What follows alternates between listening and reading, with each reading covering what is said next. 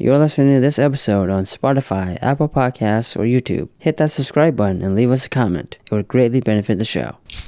Hello and welcome to Movie Baiters with the Farx brothers. I'm Kirk. And I'm Kyle. And we're here with Justen. He's a actor, spokesperson, producer, and marketer. Yeah, and sometimes a voiceover artist. Right. Ooh. But also actor. Same thing. Why did you pick Monster Squad, which people know because they clicked on this? I picked Monster Squad. I'm a big Goonies fan. And I found this movie a little bit after I had watched the Goonies for the first time, which that was, I think I was 6. And then Monster Squad, for me, I discovered it maybe a year or two later, and I was like, oh, I'm just, a monster movie guy. And, seeing all of, the great Universal monsters together, gang of kids, huge, otherworldly threat. And, it's campy, it's fun, it's fantastical, and the creature effects I think are great practical effects. You didn't see this in a theater? I didn't, no. I remember getting it on VHS. My mom let me. I was like, I'm getting this. And she was like, Monster Squad. And you were like 6 or 7? And I was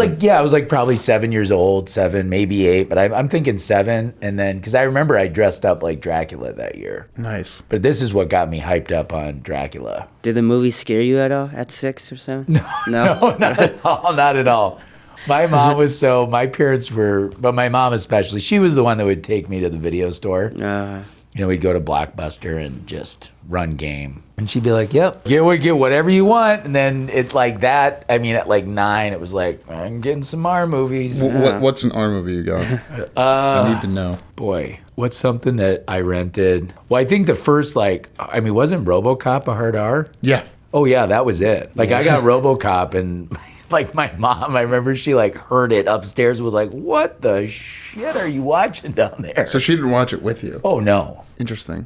Okay. Yeah, I was at because RoboCop was, I was 9, and I was down in the basement at that point. My parents gave me the room down in the basement, so I was mildly supervised. Yes, yeah. I can appreciate that. Yeah. I have a home where I intend for our children to be on a different level than my wife and I or other adults in. It's my sister was upstairs, parents were upstairs, and then I had the run of the basement. It's funny because the 3-year-old and the 5-year-old in my house just switched rooms. One of them is in the basement. Oh. And the older one wanted to go downstairs. Okay. And the younger one is the one who likes scary stuff. Okay. 3 years old, read 12 Bane books together. Bane scary? Conquest. Wow. And there is shooting and blood and... This kid's imagination is off the charts. Well, Start them early. I know, right? Seriously. I started her into King Shark Nananu, and hearing a 3-year-old say Nananu is very satisfying for me. But again, it's a T-rated book. There's blood and people punching, and I don't believe that these things actually hurt the mind. What's something you remember watching that was you think you saw too early? I don't know. Yeah.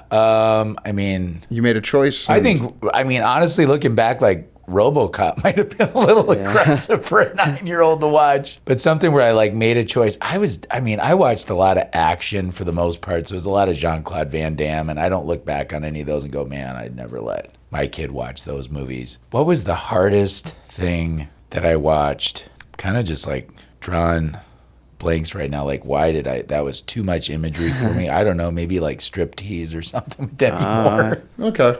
Sure. She or Showgirls with Elizabeth Berkley. Wait, but at what age did you watch Showgirls? I was 11. That wasn't that big of a deal. Yeah. South Park age. Yeah, I think 8, 9 years old. Anything. I'm thinking of the horror movies. You know what? I looking back, Nightmare on Elm Street, that haunted me. Sweet. Yeah, that haunted me.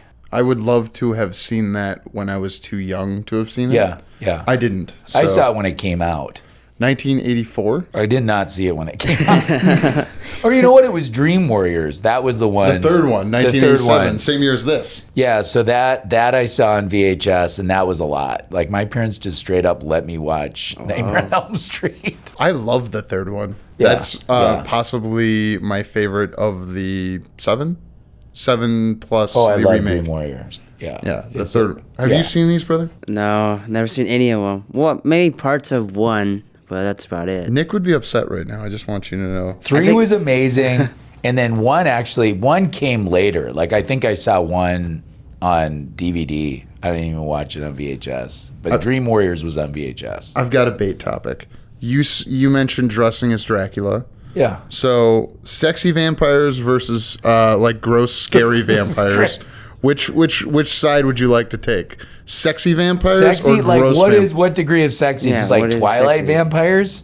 That's It's tween like sexy. Tween sexy. That's but like gross. seductive sexy. So like Gary Oldman, I believe, is supposed to be attractive in parts of Dracula. Yeah, parts of Dracula. But there's parts where he is not supposed to be attractive. just decrepit. Yeah. Yeah. So that Gary Oldman. Or like Nosferatu Dracula, like Exactly. decrepit, like Decrepit, rancid gross. Dracula. Yes, rancid Dracula or sexy Dracula. I think they're both great. Like I think they both, in my world, they both exist and hold space. Okay, wicked cast. Yeah. Give us a second. Thank you for holding space. Yeah. Which one are you gonna take, brother? No, I'm gonna say this. I'll give you an answer.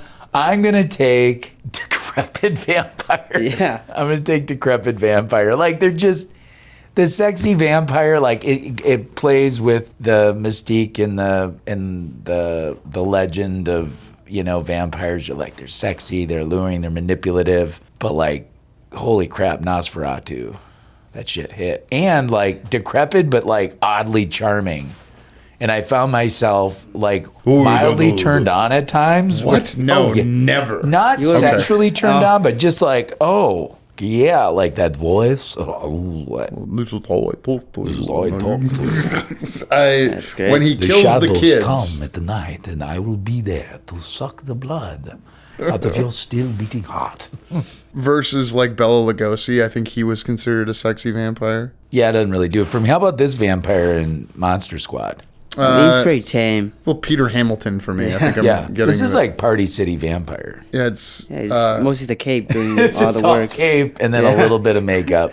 Doesn't do it for me. recently I heard, and I'm going somewhere with this, that Seth Meyers is the nicest of the late night hosts. Yeah. And someone said it on Seth Meyers, the British woman who has the gaps between her teeth from White Lotus.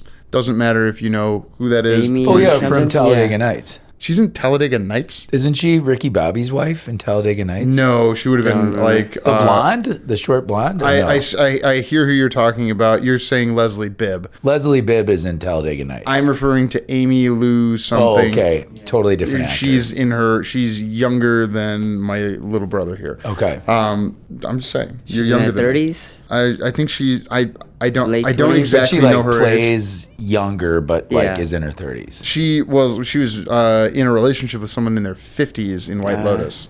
None of this matters. I'm Yeah. getting back to sexy vampires. That's Walt Goggins.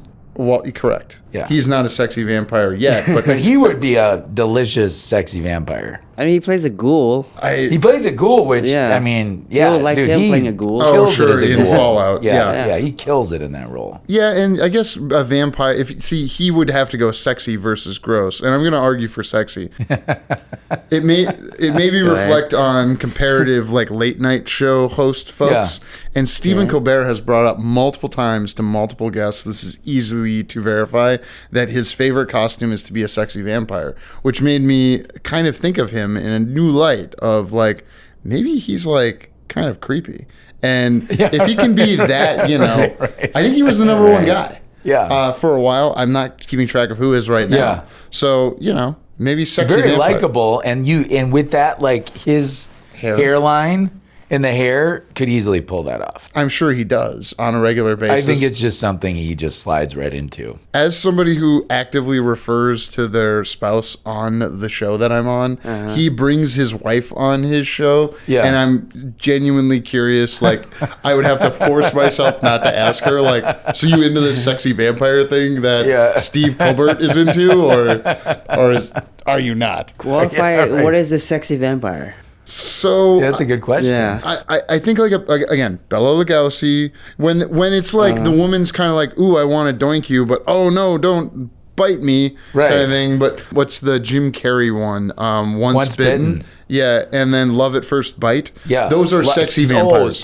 Like female sexy vampires, like male vampire, decrepit, scary. Yeah. Female vampire, sexy vampire. I guess it also depends on what you're like. Are you wanting to be the vampire, or are some? I read Jason Segel once in Rolling Stone has a vampire fetish of like a female vampire. You know, I want to get sucked by a sexy female That- vampire. I want to get neck Oh. warped by a sexy female. none of that is appealing to me personally, but I appreciate that you're willing to. I just want to feel express the that. light just sort of flicker away Yeah. as my neck is being. I'm You just and kidding. Jason Segel. he also is into this. He expressed play. this in a Rolling Stone I read like 15 years ago. Okay. And I was like, ugh. And then finished on the Yeah. toilet and kept going with Hey, my life. you know what? All that matters is you know what you like And what I don't like. and what you don't like. I am for people's rights and people's wrongs. Yeah. People can say this is wrong for me, It's all good. Yeah. and that's completely fine. This movie was financially not successful. Why do you think? It's not. It was not. What was it like? Made for like $12 million? Yes, it was pulled by week 2. Oh my of gosh. release. Damn, that's pretty quick. And what's funny is like the premiere. I love the premiere photos. I recently got sucked into looking at those, and you know, you got Like a female vampire. I can only hope. And you know, Arnold Schwarzenegger.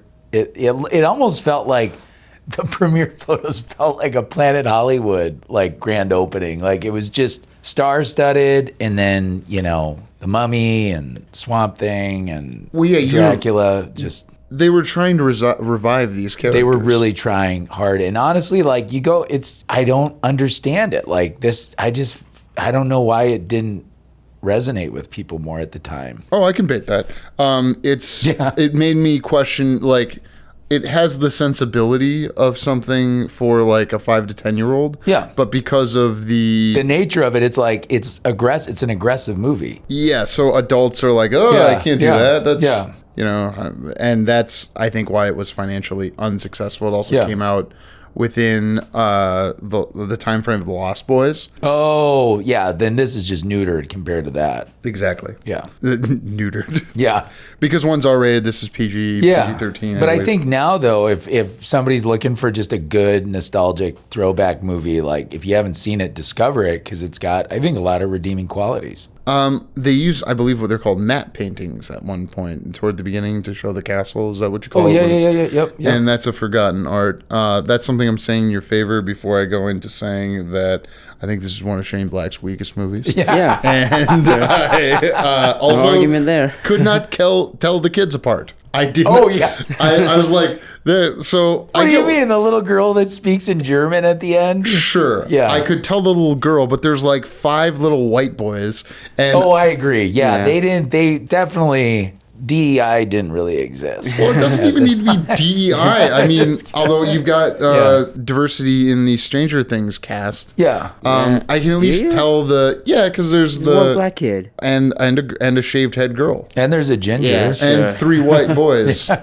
Because The token black kid. Okay. there's the kid I wasn't sure about who I think has the curly hair. I'm not going to say anything else about him. He seems lovely. And then there's the main one who grew up to look weird in It and then Ghostbusters. Oh, yeah, good point. And then there's the kid who should play Miles Morales. And and then there's the one that they lose in the first season. Yeah. Will. Well, you remember his name, but not the other kids? Well, he's diverse as an actor, as it has turned out now that he is over 18. What other movies has he been in? He's not been. I'm unaware of that. I just believe the actor's come out as gay, so that counts as diverse. Sure. You can't tell by looking, obviously. And this is a movie where they drop 2 F-bombs, and I don't mean fuck. I mean, Oh, boy. I recently watched Dazed and Confused, Richard Linklater from Yeah. 1993. Yeah. And I was going to watch it by myself, and then I'd had it on in front of the kids. And also star of White Lotus, Parker Posey, starts shouting obscenities. So we had to turn it off in front of the kids. But then my wife was like, I want to watch that movie because I'm really into Parker Posey right now. Yeah. So we watched the whole thing, and I could at least tell the kids apart. But they dropped some their lexicon is outside what would be acceptable as today. Because you would not say the F word in a movie today. I mean, early 90s, there's, it was open season. Well, this is 1987, but like 2009 is The Hangover. Hey, paging doctor, Yeah. And like 2010, it's like, nope, we are not doing that anymore. Well, literally 2011 is when it is. We just figured this out on the Is that when things like really started to like get sterilized? 21 Jump Street. Yeah. That's my barometer. I brought it up on the last series. Okay. That's the one where, they've got 2005 graduating guys going into a 2011 class, and one of them says the F word, and it's like, yo, bro. We've evolved. Exactly. And it's Dave Franco telling, I think it's Jonah Hill. Yeah. That. So, I don't know. It also bothers me that the guy who directed Fast and Furious and Triple X, The Fast and the Furious and Triple X, produced this movie. Why does it bother you that you did this movie? There's Produced Monster Squad? Rob Cohen. Oh my gosh, I didn't know that. Okay. I'm a big Rob Cohen fan because I like both the Triple X series and big things have small beginnings, Yeah, Cal. The problem I have with somewhere. this movie, I think, is this is Control Group for me. Like that's what this movie. This is okay. Like a bunch of us getting together and just doing the best we could to make a horror movie with a. But that's not what this is. And I've got to bait you because Universal said we want to get our characters back out there. Oh yeah. And then this was supposed to be huge. and then it bombed. And then it gained cult status. And you saw it as a young boy. And I saw it as a young boy. Always stuck with me. And then I, would bring it up in conversation at times. At just like family gatherings, and then my parents one year got me like the deluxe edition on DVD. Whoa! And it's all embossed, and it's great. Any added scenes? There's some like bonus stuff in there. Well, there was a big push to cut the movie behind the scenes because the director Frank hour and 20 minutes, isn't it? It's already cut already. Well, it was going to be an hour 95, but they thought it would be less successful at overseas. Over 90 minutes. Oh, okay. So I think there's probably stuff in this movie that is it under 90? This is an 82-minute movie. Okay. And as somebody who's got a 90-page script right now, it's like, oh wow, there's really. I mean, when you watch it now, also White Lotus, we got Uncle Rico. Yes, that is Uncle Rico. Wait, you're watching. White Lotus as well? Oh, I watched the first episode. I'm waiting to take it all in. Okay. Yeah. Well, the first episode of the new season. The new season, not season 1. I've seen the other 2 seasons. Got it. He won't watch it, and that's... I won't watch it until it ends. I know it's anthology, right? So it's not like I have to watch season 1 or 2 in order to watch season 3. Okay. Right? You can do whatever you want. No, is it anthological there's some very undertones that sort of... connect, but it's not. It's very much standalone. Every year is its own thing. They're sequential versus Fargo, which is not. They Fargo, the TV series. I like Fargo. The second season jumps backwards in time. The third season jumps ahead of the first season. The fourth season jumps before the second season. It's a weird timeline. Have you watched all Fargo? Not that. That's where we are. Was the most recent was that with Jodie Foster? Or what was? That was True Detective. True Detective, which was what I'm thinking of. I'm like, time. what is? It all feels the same to me. No, I've not watched any Fargo. None of the 5 seasons of Fargo? No, I haven't watched any Fargo yet. Okay. Yeah, but I have watched some True Detective apparently because I thought Jodie Foster was in Fargo. Snow Detectives. I can see how you got Snow there. Detectives. I want, Fargo PI. Mrs. Farx dumped out of this movie. Fargo Vice. Well, actually, that would be good because there's a lot of drugs up there. Yeah, for sure. 4 minutes in, she was like, I'm done with this movie. She stuck around for 40 minutes, but 4 minutes in, she told me, this is too hokey. Man, now all I can think about is Fargo Vice. I can't believe I got... Oh, I'm embarrassed. You what? Oh, no, never mind. I'm just having an internal conniption. I was okay. What can I do to help you? Oh, I'm good. Okay, good. I got a bubbly water. I'm happy. Yes. Branding of the show is to have carbonated beverages. Yeah. Sponsors, take note. Yeah. Sponsors, come on. This episode's brought to you by CO2. Oh, man. Could you imagine being sponsored by CO2? That'd be great. By gas. It's used everywhere. Tom Noonan as Frankenstein. They wanted him for Catherine Bigelow, Academy Award winner. Catherine Bigelow wanted him for Near Dark. He turned her down, but she showed up to the set regularly, asking to see if the producers could end early so that She could get him. And he was not. So here's the thing: you like the Goonies, and I can tell those kids apart. Yeah. Do you hold this in esteem over the Goonies? I think this movie to me has, I think because of its cult status, and it just felt like, like an underdog kind of movie growing up. Because even my friends were like, dude, Monster Squad. Really? Nice. And so, yeah, Goonies is the ultimate. I do not hold it above that. But as like a monster movie guy, it has like that, right? I mean, that's so terrifying right there. Pretty vampire with red eyes and fangs. I considered showing it to my 5-year-old. This movie. Pretty tame, yeah. I think like this version of Frankenstein is like, it's like a pleasant version of Frankenstein for like a gross ghoulie. Come on, guys, don't be chicken shit. The 5-year-old girl. Quote. I wrote down quotes. Come on, guys. Don't be chicken shit. Like, I remember, that was so great. Yeah, there's Wolfman has nards. I was going to save that for the spoiler section. Okay. Is that much of a spoiler? What? Is that much of a spoiler? Yeah. Wolfman has testicles. There's they weren't sure. That's the thing that bothered me, is that they weren't sure. Like, come on. He's still a man, right? Yeah, he was still a man. He's still a man. Where do you think his nards go? Yeah. They don't become recessed. I don't know. I do enjoy a movie. They could, though. They could, just from a protective standpoint. Like, you're a killing machine now. Oh, other mammals do that. Their balls go up when they're ready to, like, I think so. Attack. I'm not sure of that at all, and I'm not going to look that up on AI, but I feel like... take a deep dive into How many predatory animals' testicles go innie versus outie when they're ready to kill? Because it would be super, because other animals makes in the sense. wild, Like, I imagine the restriction, like adrenaline, testosterone, whatever. Like, just the adrenaline alone feels like a very restrictive thing. Like, you tighten up and you get rigid. Suck it in. So it makes sense. I know mine kind of go up a little when I'm like cold or and being angry is kind of like being cold. Yeah. I associate the two. Being cold is just, a few degrees away from wanting to kill somebody. How would you compare this to your experience watching E.T.? Because that was something that was called out by the Chicago Tribune as an unfavorable comparison. Yeah, I did research. This is really, I'm like, what? I'll read the quote. Dave Kerr of the Chicago Tribune found the film's juxtaposition of child heroes and intense visuals to be distasteful, writing, part E.T., part Abbott and Costello meet Frankenstein.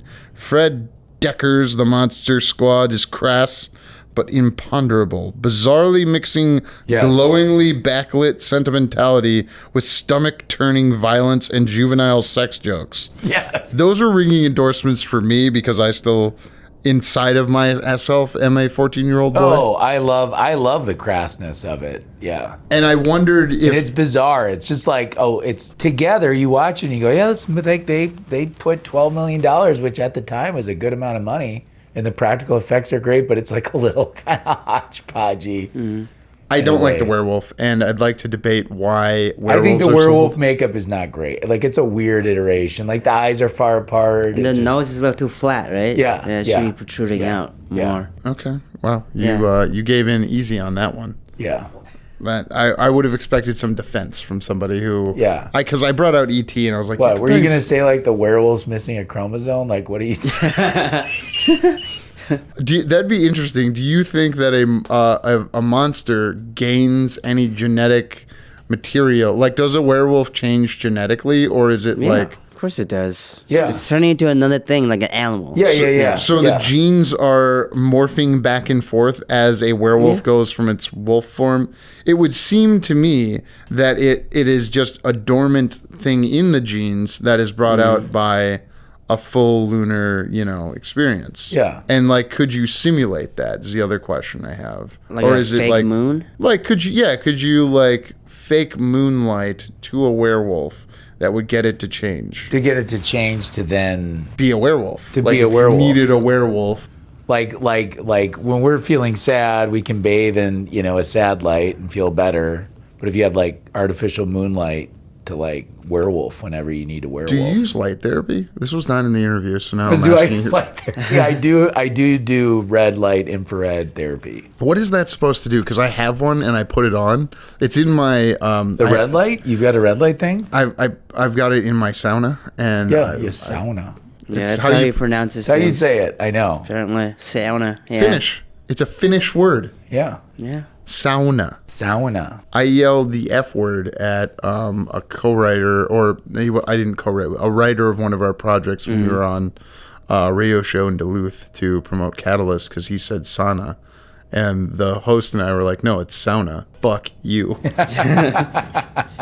You die on the hill. I don't know. That is a bait I'm willing to continue to make, and no, Justin, do you have a take on if a Wait, hold on. werewolf's... The moon. It might not just be the moon, right? Or the light. It's probably the time, because a full moon doesn't happen every time. I think it's So it's like a period? It's not the light of the moon, but Yeah. it's the moon in relation to the Earth, in relation to like, I don't know, is it gravity? It's the tides. It's cosmos. You could apply G-forces then, and then shine light, theoretically, on Sure. a werewolf, Like give Uncle Rico. the infected person some G shock, and then hit him with We use like one of those NASA things, and Like you a- whirl them around. like a gravitron. like a gravitron to reach a G-force. Then you reflect We're light. gonna extract the lichen out of him. Oh, you take moon rocks. Moon and rocks. you Wow, you yeah. A rock roll- tumbler.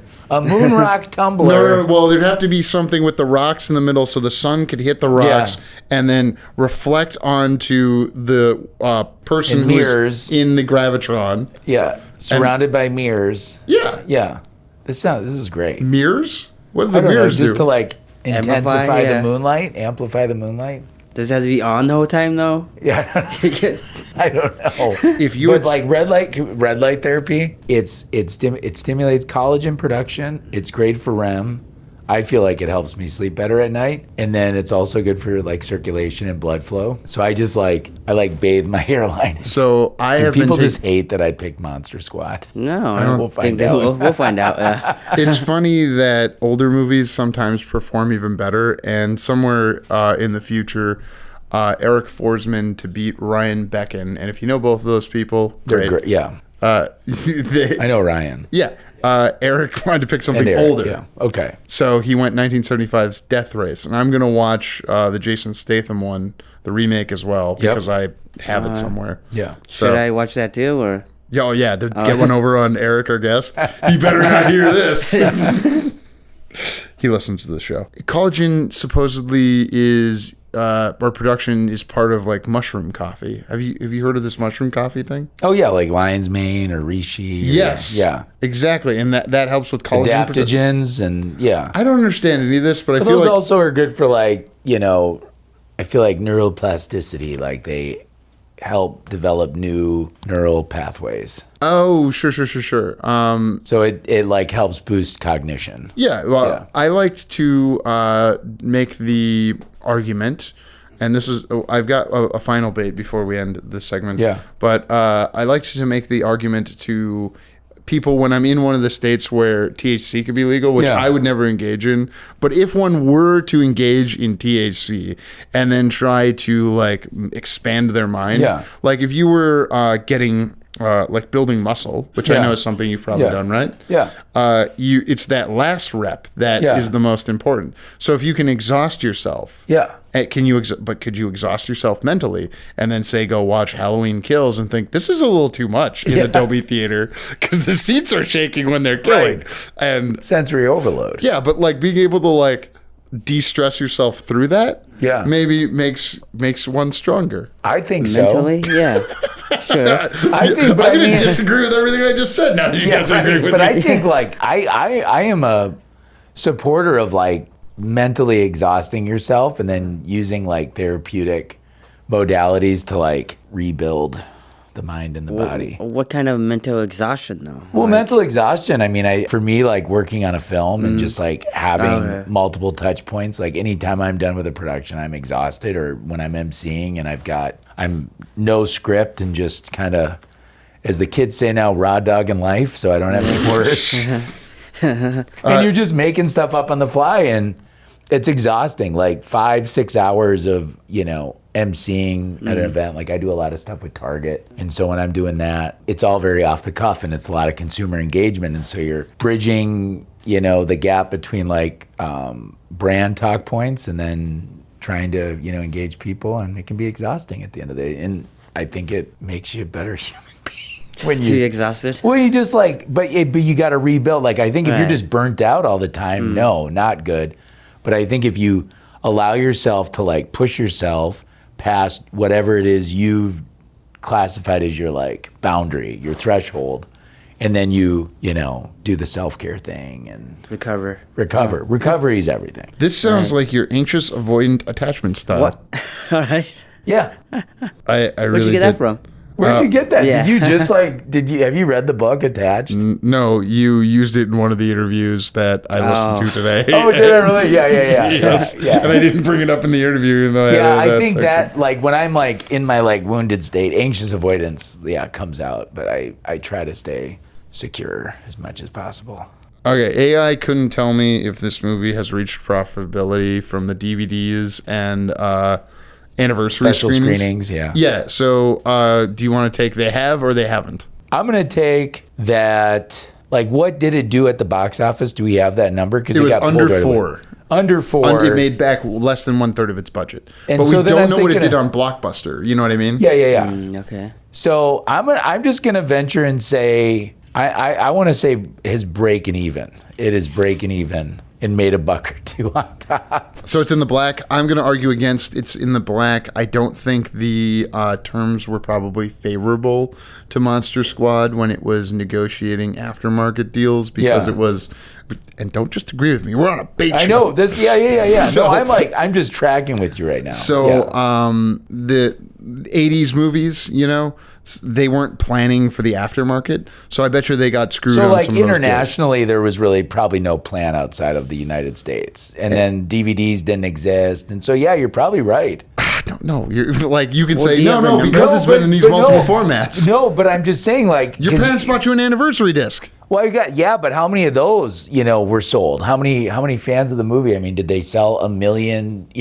special edition anniversary DVDs? And what's the profit margin on those? Yeah. Like it's not 20% because if they sell 20 at, or excuse me, if it's $20 and they sell 1 million, but they're only making 4, that's 4 million. And that doesn't, that's in future dollars.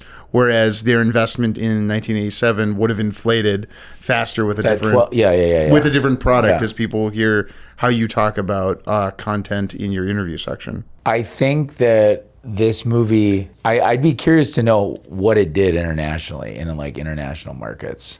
Theatrically, if they pulled it domestically after a couple of weeks, you said? Correct. So then I'm guessing it probably didn't really go anywhere internationally, but it'd be interesting to know like if it just cleaned house in like China or something. Again, I would encourage people to Google it up. Chat GPT. If you prompt it with the right things, you can get a lot of data back. Or I use Perplexity, but do you use it in AI? I haven't, no. Okay, cool. Thank you for listening. Let's hop right into the spoilers segment. For more on JK Productions, find us on Instagram at JK Productions Team and on Facebook, JK Productions MN.